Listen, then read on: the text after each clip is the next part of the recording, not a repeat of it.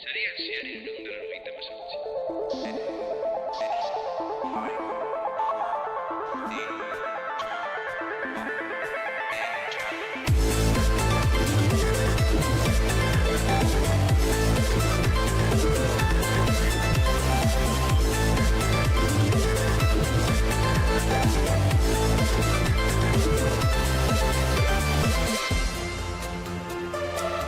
Programarekin batera ekainean murgildu gara eta horrekin batera ere heltzen da Euskadin ospatzen diren ekitaldien artean ekitaldi garrantzitsu bat izango dela Euskal Hack elkartearen kongresua, Euskal Hack Security Congress deitzen dena, 8.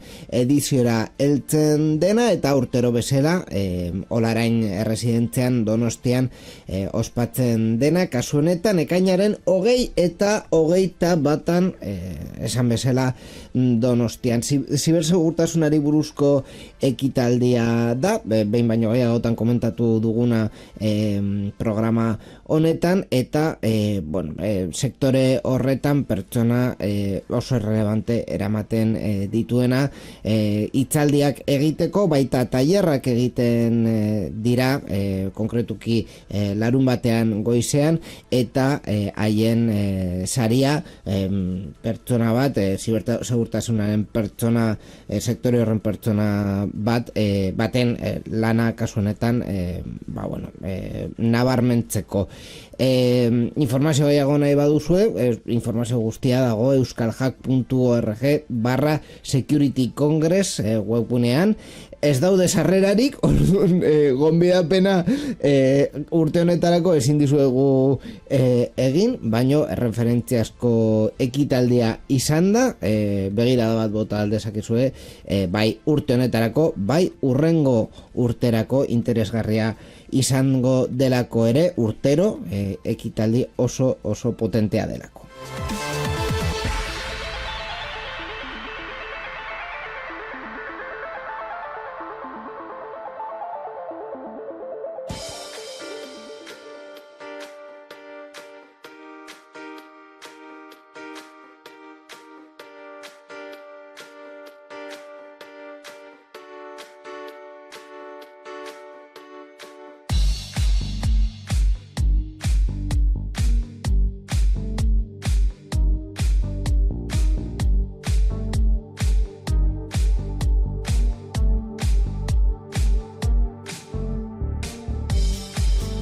Zarean zehar entzun gai duzuen momentu honetan, zuen irratietan edo podcastean ja badakizue hartu duzuelako fitxategia eta eman diozuelako play eta badakizue baita ere programa honetan urrengo orduan teknologiari buruz hitzengo dugula pluralean, ni Inigo Sendino naizelako aurkezlea, baino nirekin batera dagoelako ia programa guztietan bezala, denboraldi honetan bi falta egon dira, baino beste guztietan egonda Borja Arbosa, arratsaldeon. Arratsaldeon, Inigo.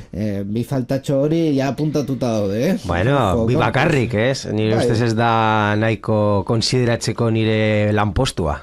Oso ondo gonda. Edo ez, kalerak eta prest dago denboraldia bukatzerakoan. Ez, inundik inorere, ez esaten dizut. Zure lanpostua bermatuta dago. Gero soldata igotxa beste kontua. Ja. Zure lanpostua bermatuta dago. Eta gainera, denboraldi honetan, aurreko denboraldian, baino programa gutxiago falta zera. Orduan, hori oso ondo gonda ere. Bi kontutxo, zurekin, konkretukin, batetik, pasaden programan komentatu genuna, sarean zehar 400 data, ordua eta lekua badauka.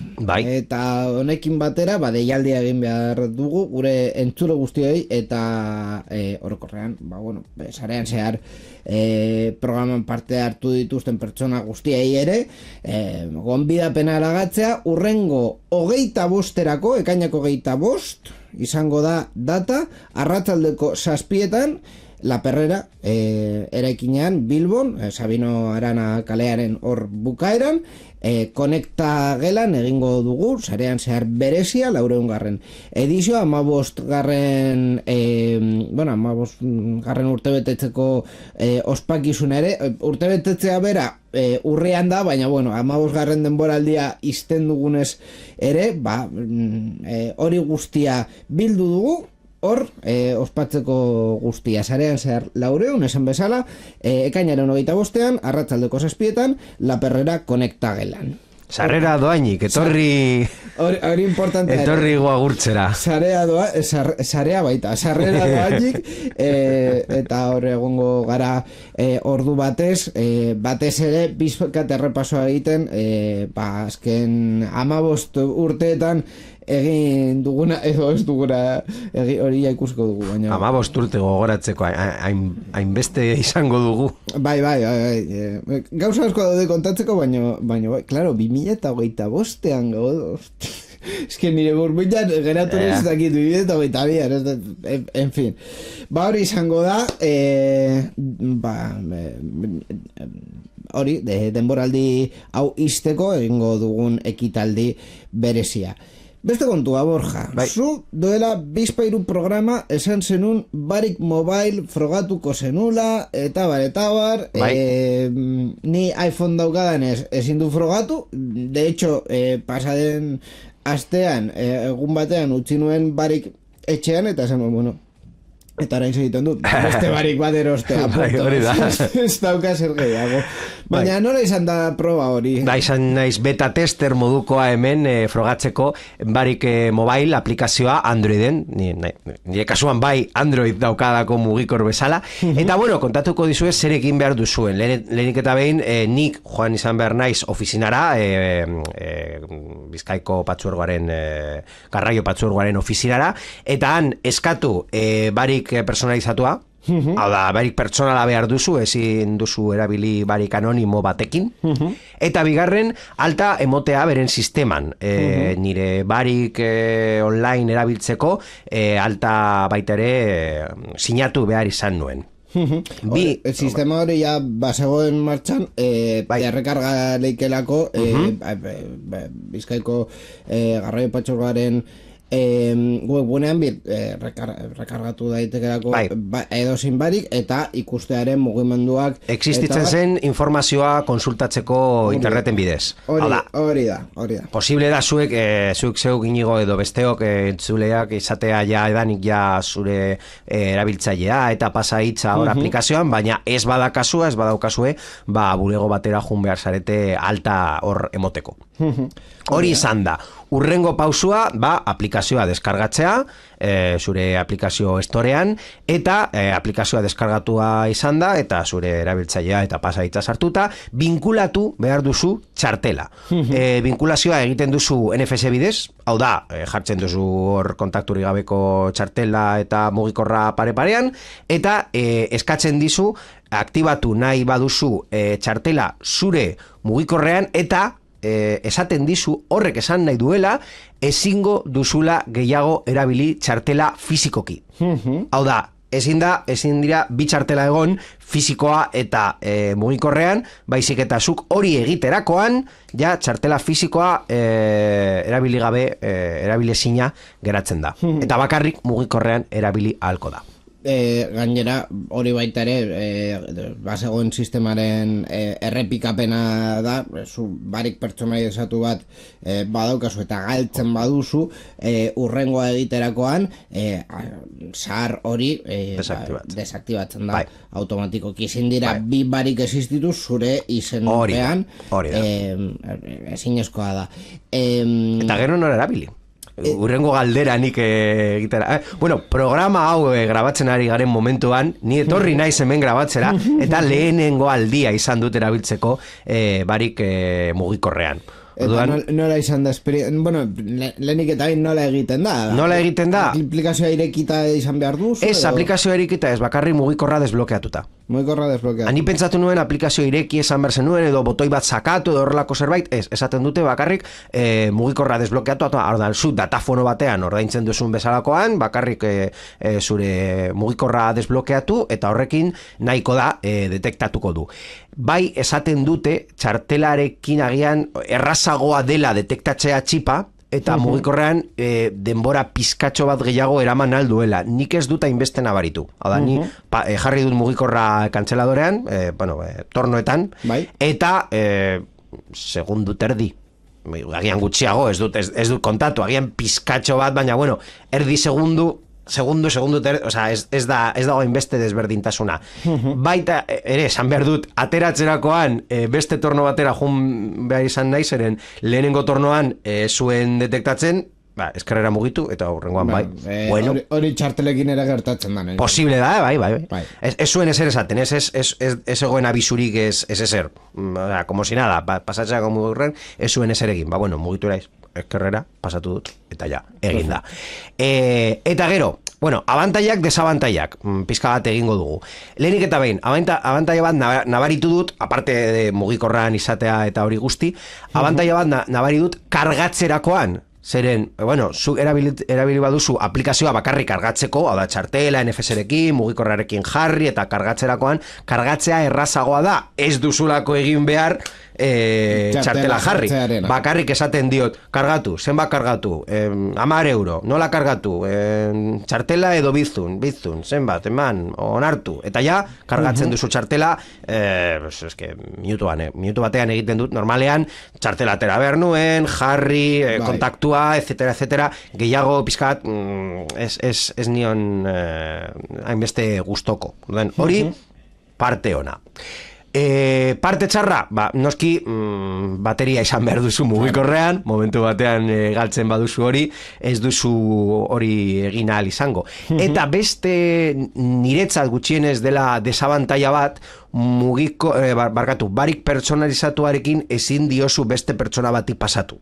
Claro. Eta hori, niri gutxienez parte txarra bat da, zen normalean jendearekin juten zarenean, metroa nire maztearekin, bai, pasatzen dut ni bi bileteak, eta zu pasatu, eta berak egiten du, beste momentu batean. Hori ja ezin duzu egin, baina ez txartelarekin, txartela fizikoarekin ere ezin duzu egin, pertsonalizatu batekin ezin delako egin, bakarrik onartzen du zure biletea eta inorena. Atzera voltatzeko aukera dago, hau da, aplikazioan esan aldiozu txartel fizikoa berriz erabili nahi duzula? Ez du gogoratzen, abisoan esaten zuen, ez nago ziur esaten zuen posible den atzera bueltatu edo ja zuzenki abisoak esaten du. Hau ez dauka atzera pausorik. Hombre, suposatzen dut, bide bat egon beharko dela... Galtzen baduzu eta hori bai, imaginatzen dut baietz. Ez du gogoratzen eta hau gertatu da orain dela ordu bat. Osea, fresko daukaz, baina ez du gogoratzen abisoan esaten bazuen, hau da, jokoa egingo dut. Esango du baietz. Baina ez nago zio. Begiratu nahi baduzu, ni bitartean iruzkin bat... Ez que ez dakit non begiratu. Hau da, abisua agertzen da egiten duzunean. Aplikazioan beran igual daukazu hor doitzeko zerbait. Dena den, komentatu duzunaren artean, egia da, sistema azkenean doitu dutela mugikorrean jartzeko, adibidez, ez izatea txartela eta mugikorra azkenean da saldoa eta mugimenduak geratzen direlako bai sisteman beran, bai txartelan ere bai. Orduan, claro, txartela eta barik mobile erabiltzea aldi berean arazo bat izan leike, tornoak ez daudelako zuzenean konektatuta internetera, en fin, hor arazo tekniko batzuk daude, batez ere pentsatu behar dugulako guztia ez dela metroa, hau da, autobusetan normalean validazioa egiterakoan ez da momentu horretan komunikatzen barikeko sistemarekin. Orduan, hori ere kontuan izan behar da sistemaren diseinua mugikorrera adaptatzerakoan. Erantzuna, bai, baina bulego batera jun behar zara. Hau da, ezin duzukin zuzenki aplikazioan atzera eman, jun behar zara bulego batera, eta ja hor, eta eraman behar duzu zure txartel zaharra. Claro. Ez bota. Claro, ez badago iraungita, ondo badago fizikoki eta teknikoki. Buelta ematen diote bai, berriz aktibatu baina zeure kabuz dizutelako. ezin duzu egin. Bueno, hori arazo bat ere izan leike pertsona batzuentzako. Esperientzia ez bazaizu gustatzen, gutxi, egin daiteke, orduan gorde txartela, ez bazau ziur, gorde txartela egin daitekelako. Bai. Niretzat arazo nagusia da, bai, aurrera pausu bat dela, baino ez dakit bide honean den aurrera pausua. Niretzat kopiatu behar den modelo, baino kopiatu goitik bera eta guztiz, izan behar da Transport for London daukan modelo hori Oyster txartelekin. Oyster Card, bai. Oyster txartelak beharrezkoak dira garraioetan sartzeko defektuz ez, hau da, zure bankuko txartelarekin zuzenean egin alduzu Oyster txartelarekin egiten den. Baina garestiagoa da. Ez da garestiagoa. Hau da, tarifen kontua nola konpondu dute, zu ordaintzen duzu lehenengo biletea bai garestiagoa dela, baino gero sistemak depende zenbat bilete kontsumitu dituzun, doitzen du zure tarifa gehiengoak kobratzeko. Hau da, imagina, 2 bidai egiten dituzula egun berean. Joan etorriko tarifa jartzen dizu. Imagina, aste osoan egin dituzula bidaiak defektuz jarriko dizu, ez bazara heldu bilete normalekin edo bidai normalekin aste baten tarifara, gutxiago kobratuko dizu, baino pasaba duzu aste baten bonoaren tarifa, kobratuko dizu bakarrik aste baten bonoaren tarifa, eta hilabetero erabiltzen baduzu aldi askoz, ez dizut kobratuko hilabeteko tarifa baino gehiago. Orduan, ez duzu pentsatu behar ze tarifa behar duzun bakarrik pasatzen duzu zure txartela, zure bankuko txartela gainera, ez da ezer berezirik behar, eta jazta. Txartel bat erosi nahi baduzu, posible da, hor dirua jartzen duzu, nahi duzun kantitatea, eta sistema bera aplikatzen dizu, ez dizu, lehenengo bidai normal bat bezala kobratuko dizu, baina inoiz ez dizu kobratuko, sistemak daukan tarifa merkeena baino gehiago. Zure kasurako, claro, egun baten kontuan hartuta, edo aste baten kontuan hartuta, edo hilabetero kontuan hartuta. Eta hori, uste dut dela, lehenengo pausua, garraio publiko oso irisgarria egiteko. Hau da, ez duzu ezer behar, ez duzu jakin behar zer den barik bat. Kanpotik datorren pertsona bati, berdin zaio, baina guztiz berdin zaio zer den barik bat mugi edo dena delakoa. Usten badiozuz bere txartelarekin zuzenean pasatzea, eta klaro, gero kartel bat jarri behar duzu, esan ez ctb.eu, sar zaitez hemen, zure mugimenduak ikusteko, eta nola egiten dugun kalkula ikusteko, eta zerbait konpondu behar bada erreklamazioak ikusteko, eta bar. Baina hori da... Zure iruzkinak ekarri nau, bi berrik gutxienez interesgarriak iruditu zaidala kontatzeko. Lehena, Araban jarri dela martxan zerbitzu berriak trena, Renferen, Adifen azpiegiturak aprobetxatzeko Miranda de Ebro eta Alsasuen erdian ematen ziren zerbitzua jarri dira zerbitzu gehiago nolabaiteko zerkaniaz bat bultzatzeko. Eta esaten dute jarriko diotela ez orain, baina etorkizunean aukera baita ere zerbitzu hori ordaintzeko bat txartelarekin, edo bestelako garraio txartelekin. Lehenengo pauso bat. Lehenengo pauso bat da, egia da niretzat, ya que estamos con esto, Arabarako modelo honena izango litzatekeela Arabatran modeloa Bilduk aurkeztu zuena bere momentua, gainera aprobetxatuz trenbide horretatik nahiko hiri eta herri konektatzen direla, Altsasu, mismamente, o sea, Gasteiz, Altsasu, Gasteiz, lo tienes a huevo, ¿no? Egia da Altsasu. Orain gertatuko da hau. Bai, bueno. Ja, baina egia da ere luzatu dituztela 3 tren eta beste 3 tren berri jarri dituzte. Bai, bueno. O sea, diferentzia... Lehenengo froga bat moduko egitea, zai gaizki iruditzen, inbertsio agian gutxiarekin, baina ikusi daiteke potentziala jendea gehiago erabiltzen da du. Ez dakit, ez dakit, nahiko izango den ala ez. Aldaket, barkatu, horrekin beste iruzkin bat bukatzeko. Egia da, aldaketa hau azkenean datorrela Eusko Jaurlaritzak hartu duelako kompetentzia bai? Trenbideen baino zerbitzua trenaren zerbitzuaren kompetentzia Euskadin beran egiten diren zerbitzuak kudeatzeko, hau da, Aldireak Bilboak, Direak Donosti, eta Araban dagoen ez dakigu bere marka propia egingo duten Katalunian egiten duten bezala.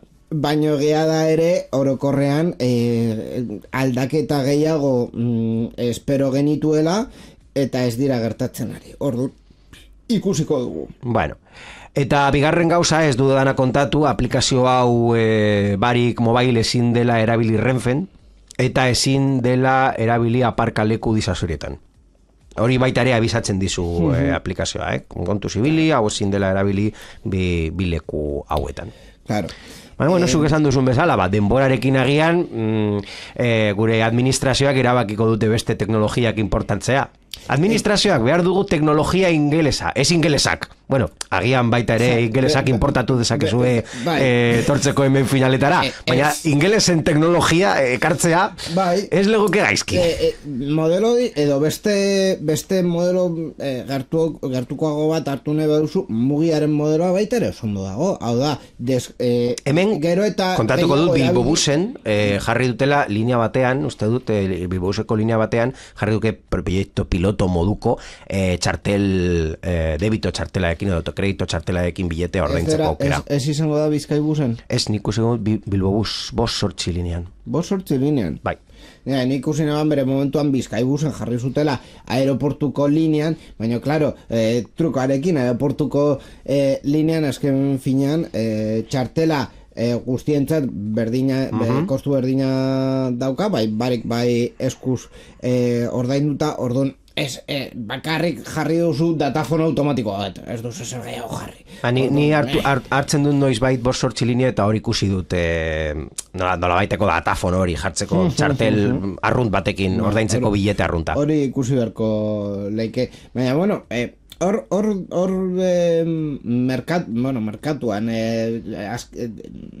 herri eta hirietan daude modelo asko garraioak kudeatzeko eta batez ere bi daude oso degarriak eta oso ondo funtzionatzen dituztenak direnak Londresekoa eta Gipuzkoakoa bat edo bestea kopiatu, baina niretzat hau barik mobilena aurrera pausu interesgarri bat da, baina ez da aurrera pausu ona behar dugun zentzuan. Ez da aurrera pauso definitiboa, baina abantaiak ekartzen dizu. Badakizu zergatik egin dudan ni Inigo. Bai, frogatzeko eta hemen ekartzeko nire esperientzia. Baita ere, uda etortzen delako eta diru zorroa ez dudalako eraman nahi. Baina orduan, hor beste arazo gehiago sortzen dira. Hau da, diru zorroan daukazu bankuko txartelak, hori Google Payekin ondo, barik, gidatzeko karneta ja dauka aplikazioan erabili leike, Nana? Baita ere, atera dut jun naiz poliziaren bulegoetara, hor dago badakizuen makina hoiekin egin alduzula renovazioak eta zertifikatuak eta orain ja, badaukazu aukera erregistratzeko midenei aplikazio horretan, erregistratu naiz eta ja daukat baita ere nire Nana mugikorrean. Orduan, gauzatxo bat, Nana mugikorrean izateko, baita ere, barikarena izan da un poco circunstancial zu esenekoarako barik pertsonalizatu bat, nire kasuan etxetik egin aldut barik mobilena, baina nan digitala izateko, nan mugikorrean izateko, bulego batera bien berzara? Ez da beharrezkoa, zure etxean baitaren egin alduzu, zure nan badaukazu txartela irakurtzeko irakurlea, ordenagailuan, zure klabea gogoratzen baduzu, zure zertifikatua indarrean badagozen eta 2 urteetan kadukatu egingo da, orduan, agian errazagoa da jutera makina horretan, ziurtagiria berritzeko eta baita ere, ya que estamos pasaitza berritu, ziurtagiria berritu eta zure hori nik egin dut 3 bat. Eta gainera egin beharko duzu esango dut zure nanarekin, hau da ez du balio Nan fisikoarekin. internet bidez beste ziurtagiri bat erabiltzea, Ez. adibidez, nanaren ziurtagiria erabili behar duzu. Ai, Dios mío, santo señor. Osea, ziurtagiriekin ja ni zorabiatzen naiz. Baku izan da.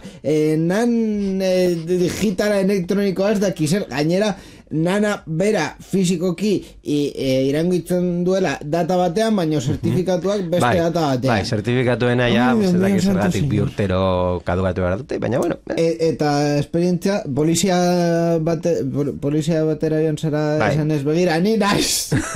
Ez, hori ez da izan behar, bakarrik makinetan eta 5 minututan egin du guztia. Baina erabili duzu nanaren Ez, hori mugikorrean. ez didate, baina eske nan fisikoarekin ez uste dut inoiz edo, ez inoiz, baina 2 edo 3 alditan bizitza guztian eskatu didate Claro, identifikazioa karnetarekin. Claro, kontua...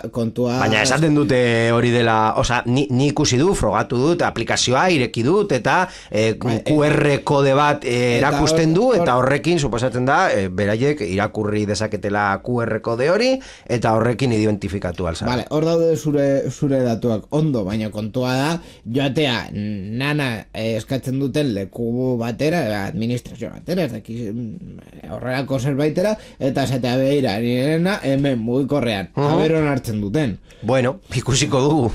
Momentuz, ja, uda hor dago, ja, bueno, ez dakit aste honetan edo urrengo astean edo Euskadi dela eta urrengo astean etorriko den beroa, baina nik ja ez dut alkondara eraman nahi, vale? Edo ez arropa, ez poltsikoekin gauzak eramateko, eta ointxe bertan zure paperontzi bat daukazu. Bai, botako dun nire zorroa, vale? Paperontzina. Beite. Venga, egizu zerrenda. Osasuneko txartelak, ja daukat mugikorretan, nik patrika digitalarekin, barkatu, ikusi dut, osasuneko txartel Osakidetzako eta pribatua, biak dauzkate aplikazioak, así que nire mugikorrean agur. Venga, zer gehiago. Kredito eta debitozko txartelak, nire mugikorrean baita ere, ez ditut bestelako gehiago. Zer gehiago dauka, nire nana, nire gidatzeko txartela eta nire abokatuaren txartela. Hirurak baita ere existitzen dira ja elektronikoki. Abokatuaren txartela. Baita ere renovatu dute. Perfecto. Eta egin dute oso ondo, software batekin. Un aplauso para acá, venga. Eta hemen, zer gehiago, bueno, barik, hau ja ez da bestelako beharrik. Venga. Eta ja bakarri geratzen zen diru fisikoa. Uste du behar dudala txampon bat gimnasiora juten banaiz takiletan. Estadioren txartela? Estadioren txartela ez, baita ere aldatu dute, orain zure aurpegiko ikusteko sistema bat dokate tornoetan. Barkatu. Agur! Barkatu, estadiok jarri du... Fundación Estadio Gasteizeko Kirol Kluba. Hori da. Jarri dute sistema biometriko bat sartzeko. Aurpegia irakurtzen dizu. Joder, por los pijos, Taka! Bueno, hemen Borja Arbosaren txartel guztiak hemen daude zaborran, En fin. Hala! Ja bakarrik mugikorrarekin jundal naiz munduaren bukaerara. Azkeago sentitzen zara? Bai. Perfecto. Sarean zehar teknologiaren programa baita ere terapia programa izan aldena.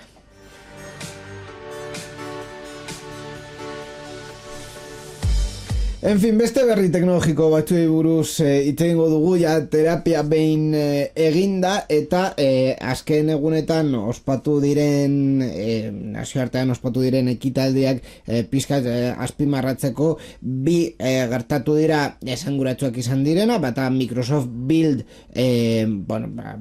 Microsoftek ze bide eramango duen pizkat aurkezteko tabar, berri asko egon dira Microsoft Build horretan, oso gutxi esatearren ezer, ez zaigu ezer interesgarri aurkeztu. Beste partetik Googleo bai ospatu dela adimen artifizialaren aldeko apostu sendoarekin gainera, eta emaitzak ematen dituzten adimen artifizialekin aurkeztuta.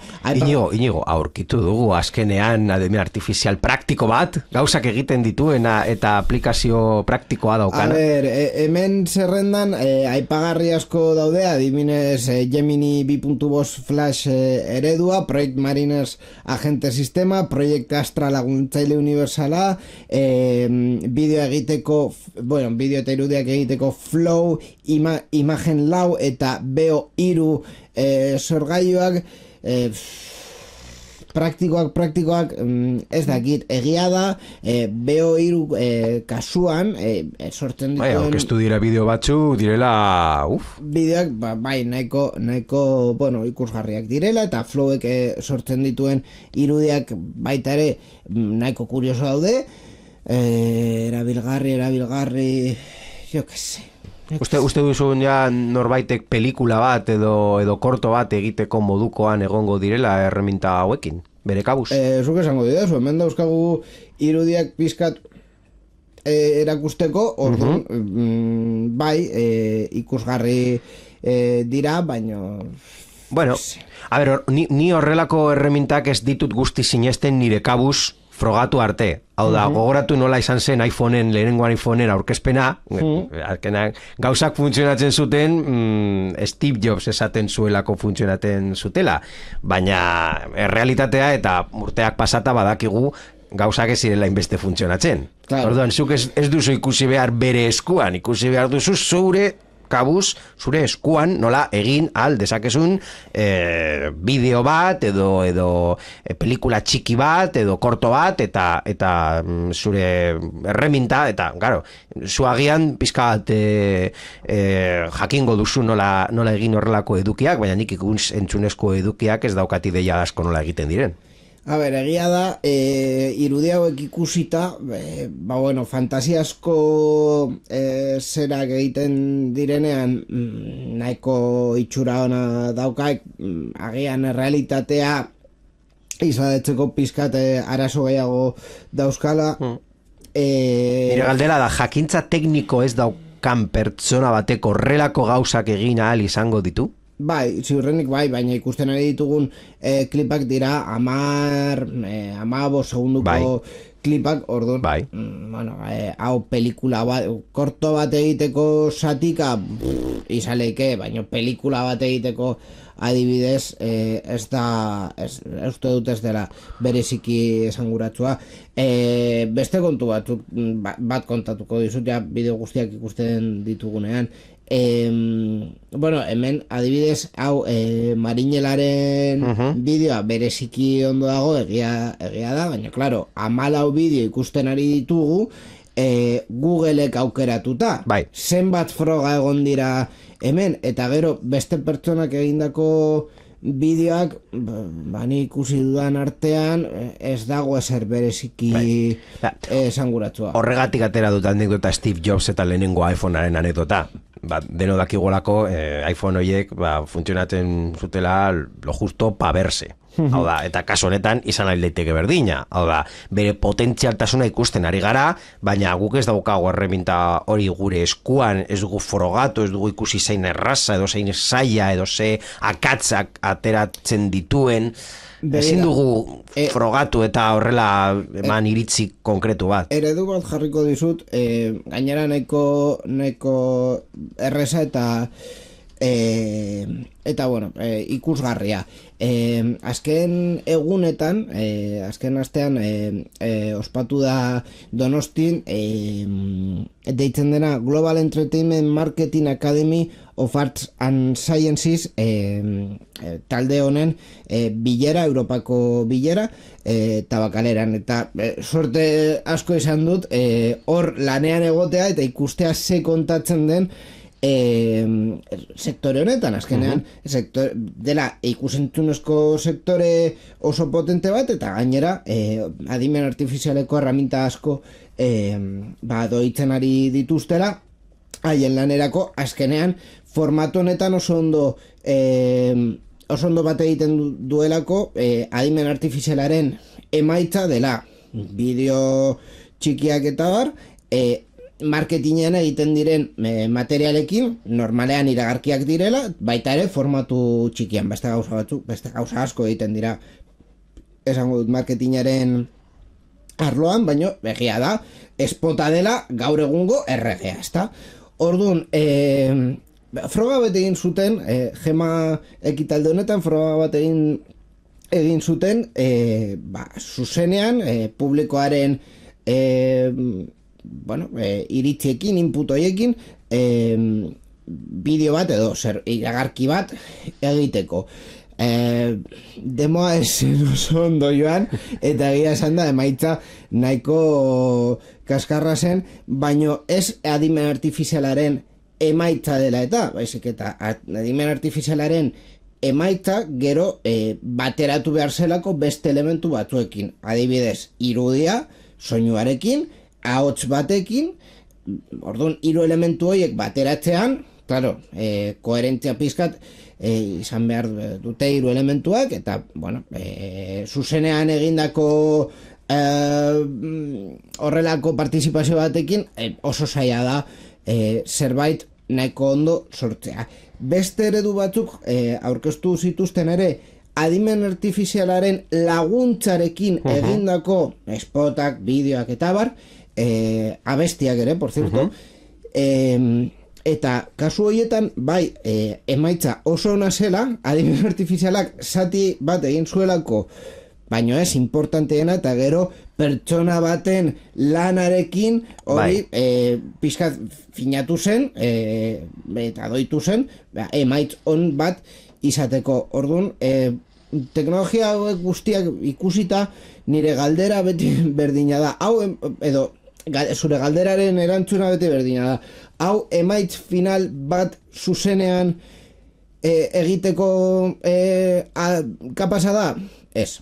Depende ze arloan. Emaitz final bat ematen dizu profesionala ez den arlo batean, non agian ezaizu inporta azkenean zenbat kalitatea eskatu eta zure etxerako bakarrik nahi duzu?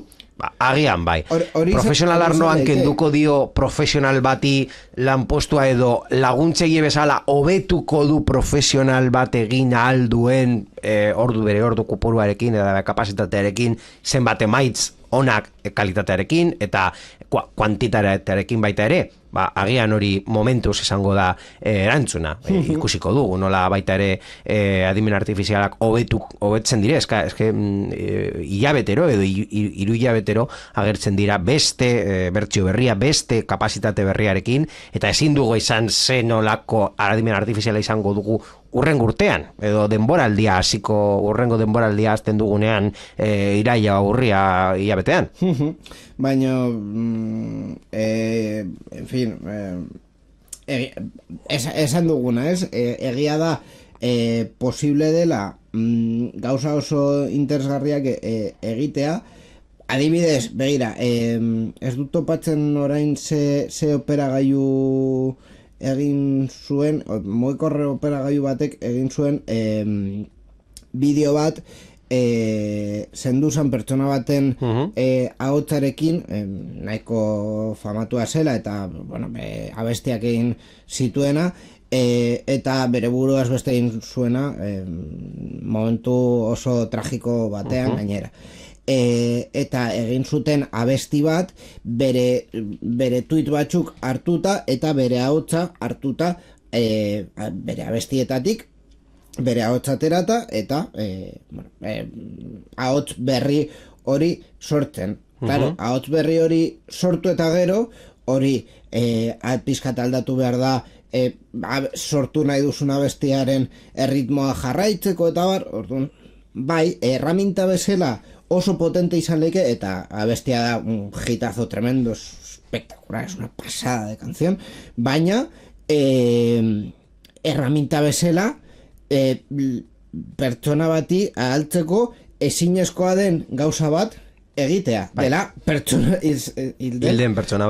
baten ahotsa berreskuratzea esan ez duen zerbait esateko. Hori ere bere arriskuak dauzka, baina bueno, erramintak bezala hau, eta niretzat hori da kontu honen akatsa. Batzutan galtzen dugula zein den helburua, eta helburua da gauza hauek erramintak bezala erabiltzea, ez haien kabuz sortzea Hollywoodeko pelikula bat. En fin, ez dut uste hori epe laburran posible izango denik, eta epe luzean muy esceptiko. Ikusiko dugu. Bai. Adimen artifizialei buruz hitz egiten, referentzia ez bereziki laburra, baino ez da berri azkarrentzako Meta erabiltzen ari du ja orain, maiatzaren 27tik helduen akontuen informazioa Facebook, Instagram eta nola ditzen bere Twitter zera Threads.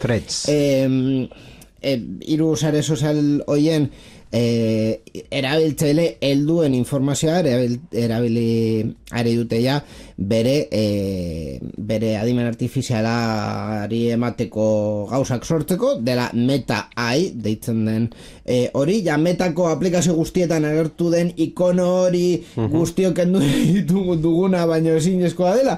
Zirkulo hori. Bai, zirkulo hori. Hori elikatzeko erabiltzaileen datuak erabiltzen ari dituzte ja, hori maiatzaren 27tik erabiltzaileak badauzkagu hori ukatzeko aukera, aplikazioan beran agertzen da nola pizkat bilatu behar da, interneten ere topatu dezakezue, baina bai, aukera badago. Ez da bide erraza izan, batez ere Europako date babesaren komitea adibidez esan zuelako hemen Europan bete behar batzuk daudela, eta horiek bete behar, eske euskeraz betetzeko castellar obligaciones euskeraz, argi eta garbi, bete behar diren gauzak, punto. Ez dauka gehiago, argi eta garbi geratzen da. Bai, egin esazu edo multak etorriko dira. Eta horretan, uste dut Europako hainbat agentere daudela begi oso irekiekin aberse egiten duen Metak bere aplikazio hoiekin. Dena den, esan dakoa, erabiltzaile individualak bai, ukatu aldugula gure edukia ez erabiltzeko bere adimen artifizialean. Egia da ere, zure profila publikoa bada, beste adimen artifizial batzuk erabiliko dutela zure datuak, ordu? Bai, baina bueno. En fin. Azkenean, intentzioa edo borondatea hor ondo txat eman beharko dugu, eta baita ere, jakitea guztiok hau egin aldugula. Eta, aprobetxatuz labur biltzeko beste kontu bat, bere momentuan ere komentatu genuna, pasaden urtean gogoratuko duzue, telefonikak egin zuela iragarki bat apirilaren 19 uste dut, 100 urte bete zituzten erregearekin eta paiete hortik zegoela bere momentuan zuntzaren epokara sartuz ja kobreko zentral guztiak itxi zirela eta bar, esen gertatu momentu horretan, eta uste dut komentatu genuna, marketing movida bat izan zela, hitzaldia izan da, baita ere maiatzaren 27an geratzen ziren 600 gutxi zentral, eta bueno, ja, 100 urte 100 urtetan zerbitzua eman duen teknologia ja, guztiz, ofizialki itzalita dago, eta internetera sartzeko daukagun aukerak, Espainian ja, dira bakarrik zuntza eta satelitea eta bar. Hori galdetu nahi nuen, orduan, zuntzako estaldura dago penintzula osoan? Bai. Suposatzen da baiet. A ber, penintzula osoan... pueblo rekondito eta... Badauz pueblo rekondito batzuk eta hortik montaian ez, mendian dauden baserri batzuk ez daukatela zuntza, baina hoietarako satelite edo 5G bidez ematen ari. Hoiek orduan ja ez dute erabiltzen ADSL eta hori guztia ja junda pikutara. Ezin da kontratatu. Ja, ez da asistitzen. Vale. Duela ja urte bat baino gehiago ezin zela kontratatu, baina ja ez da zerbitzua ematen. Baita ere horrelako konexioekin ematen zen beste zerbitzua zen RDSI adibidez, eta zerbitzu eria ere ez da ematen. Uste dut kasu oso berezi batzutan ematen dela RDSI zuntza bidez, makina batzuk eta behar dutelako, eta telefonoa ere adibidez alarmetarako edo igogailuetarako eta ematen da zuntza bidez, baina ja... Da gaur egun ja telefono finko sarea funtzionatzen da zuntzarekin. Bai, guztiz. Eta zu ez badaukazu zuntza zure 5G-arekin funtzionako du telefono finkoa? Bai. Telefono finkoa jartzea 5G bidez baita ere posible da. Satelite bidez ere, baina satelite... Eta gainera, latentzia gehiago daukanez, deiak egitea satelite bidez nahiko kaskarra da, baina 5G bidez ematen ari dute zerbitzu finko hori. Azken finean, teknologia aurrera egin duen momentuan ja telefono finko bat edo mugikor bat izatea ez da formatuaren kontua, baizik eta zenbakiaren kontua. Hau da, nire zenbakian, nire mugikorrean izan aldut teknikoki posible da izatea zinbat telefono finko baten zenbakia daukana? Bai. Horregatik ematen da finkoa 5G bidez. Bitxia. Bai, segaldu dugu kasu honetan, eta gainera itzalaldiarekin ikusi genuen, behin konexio guztiak zuntzera mugitu eta egia da interneta orokorrean, interneteko ekipoak elektrizitatea behar dutela funtzionatzeko, baina telefono sarra kobre bidez erabiltzen zana, ez zuen behar elektrizitatea, zentralak ematen zutelako elektrizitatea telefonara zuzenean. Hori ja ez da posible, orduan ja, bestela itzala totzen bada, geratuko gara baita ere telefonorik gabe? Bai, baina azken itzalaldian gertatu zen bezala. Bai, hor estaldura, 5G-aren estaldura... Finkoa, Bai, finkoa. Mugikorra beste kontua. Mugikorra, bai. Hori da berria, kasu honetan ez delako berria, pendiente geratzen da ere, ze gertatzen da azpiegitura guztiarekin. Kobreko kable guztiarekin hor dagoena kaleetan eta eraikinetan eta bar. Desmontatuko dute?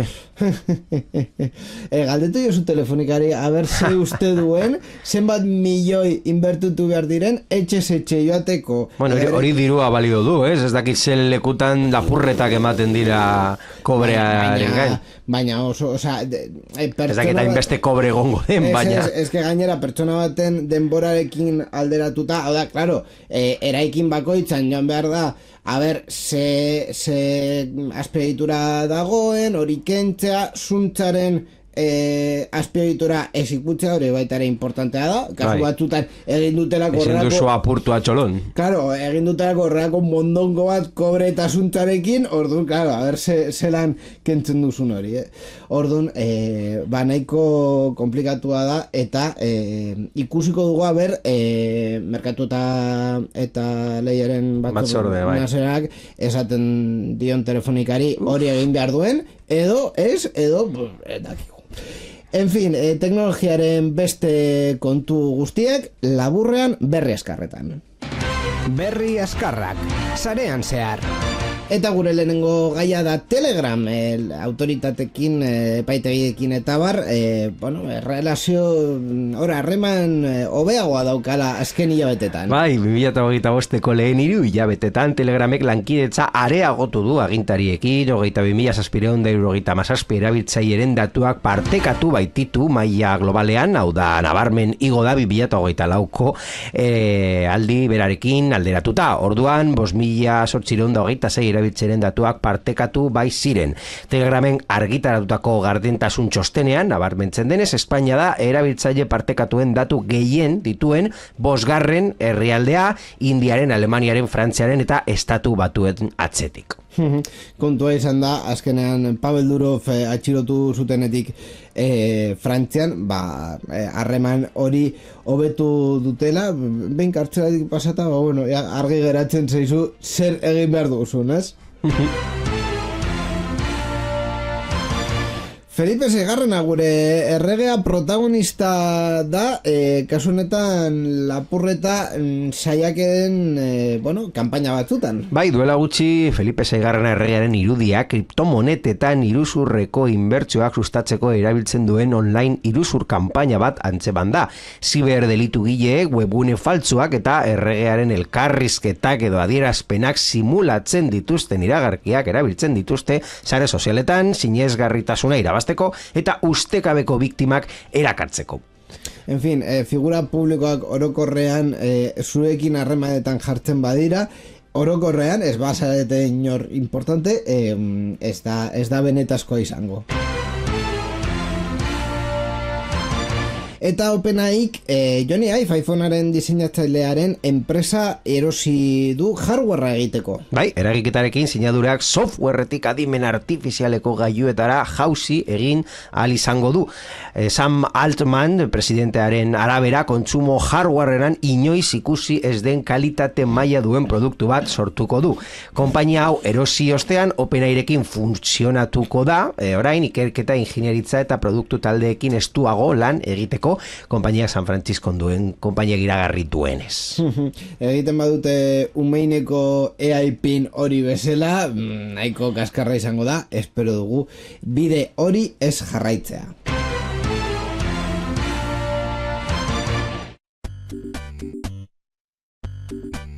Titulol. Duela asko ez dugula egiten titulol, orduan uste dut baita ere aurkezpena behar duen, berriz aurkeztea behar duen atala dela hau, bai, ni kasu honetan gidoian berri guztiak dauzkat hemen idatzita, bat ezik dela hau titulol nire erreakzioa zuzenean ikusteko, orduan Borja zer daukazu? Bai, gaurko titulola Txinara eramango gaitu. Txina klasiko bat da titulola. Bai. Badakizu txinatarrek atope daudela teknologiaren berrikuntzarekin, adimen artifizialarekin baita ere, aukeratu zutela beren modelo DeepSeek deitzen dela, eta kasu honetan robotikarekin kickboxing lehiaketa berri bat aurkeztu dute robotekin eginda. Hau da, humanoide robotak protagonistak dituena, eta humanoide robotoiek konbateak egiten dute, es México estilotara, robots contra luchadores, baizik eta robotak adimen artifizialekin egia. Baina, hau, ja existitzen zen, zela, ez dakit nola ditzen zen, baina robot batzuk, horrela aspiragailu bat bezalako forma zeukatzen. Bai. Baina hauek humanoideak dira. Bai.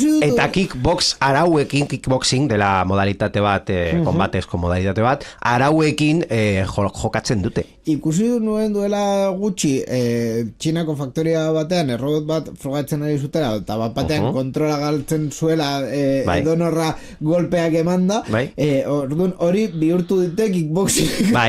Baina kompetizioek aldeatuta kompetizionetan ezin duzu momentu batean sierra bat atera eta moztu izan behar da eskueta esku hori da, elkarren aurkako dueloetan indar gordina ez ezik baita ere arintasuna, koordinazioa eta batez ere oreka erakutsi zituzten robot humanoide hauek. Txina lehiaketa berriak prestatzen ari da robot humanoideekin aurten kirola anitzeko ekitaldi bat barne Pekinen egingo dutena. Nahiko kurios, ez dakit oso produktibo izango den, roboten resistentzia frogatzeko bai, eta araudia jarraitzen duten edo ez frogatzeko ere. Bat formula bezala teknologiaren demostrazio bat da. Ikusi zenuen kompetizio hori egin zutenean Abu Dhabin kotxeak gidari gabe. Frogatu zuten horrelako formula E bat egitea edo bat formula. Baina gidaririk gabe. Baina gidaririk gabe, ziren makina bat hor jarrita kotxean. Honetan ez ziren monoplaza, ziren zero plaza, baina horretaz aparte, eta uste dut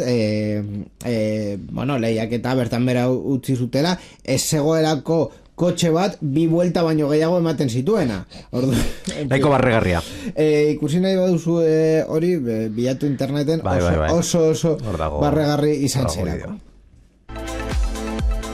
Zarean zehar Creative Commons aitortu ez komertziala 4.0 nazioarteko lizentziarekin banatzen da. Gurekin harremanetan jarri nahi baduzu email bidez egin dezakezu info@zareanzehar.eus elbidean. Entzun gure programak irubebikoitza.zareanzehar.eus webgunean, baita iVoox, Spotify eta Apple Podcast plataformetan ere.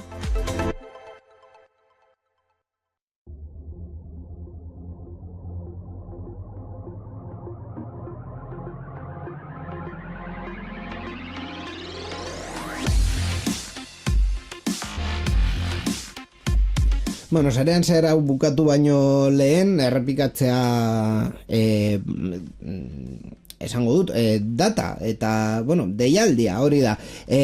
Zarean Zehar 400, ja bi programa barru izango dena, horrengoa, beti bezala egingo dugu, baina Zarean Zehar 400 berezia izango da, ekainaren 25ean, zuzenean grabatuta, La Perrera eraikinean Bilbon, arratsaldeko 7etan, konekta gelan, sarrera doainik. Borja Arbosa, zu ere hor egongo zara, batez ere programa honen bigarren protagonista zarelako, orduan hor egon behar zara, bueno, egin duguna azken 400 programetan pizkat labur biltzeko eta kontatzeko.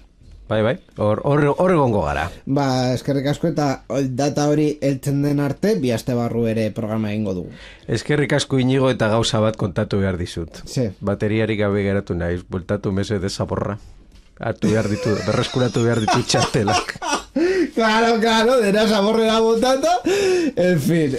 Urrengo programan arte. Ikusten duzu teknologia desde la guztiz fidagarria. Eskerrik asko baitaren Mikel Karmanai berrikuspen teknikoan dagoena, eta irratietan dauden... que zaborrera. Irratietan dauden ekoizpen eta teknikari taldei programanen emisioa posible egiteagatik. Bateria gabe geratzen bagara mugikorrean eta estudioan, bi aste barru teknologia gehiago hemen Zarean Zeharen. Urrengo arte, agur.